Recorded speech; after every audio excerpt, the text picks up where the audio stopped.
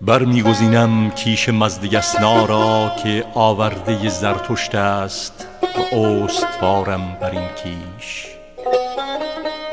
می ستایم اندیشه نیک را، می ستایم گفتار نیک را و می ستایم کردار نیک را.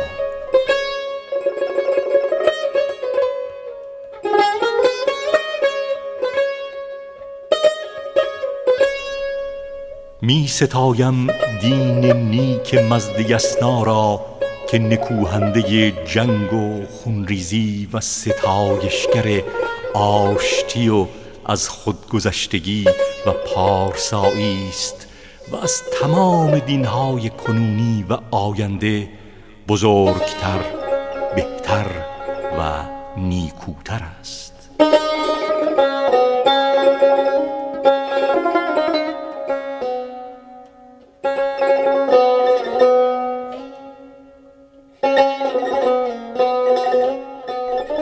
این کیش زرتشتی اهورایی اهورامزدا را آفریننده همه نیکی ها می داند.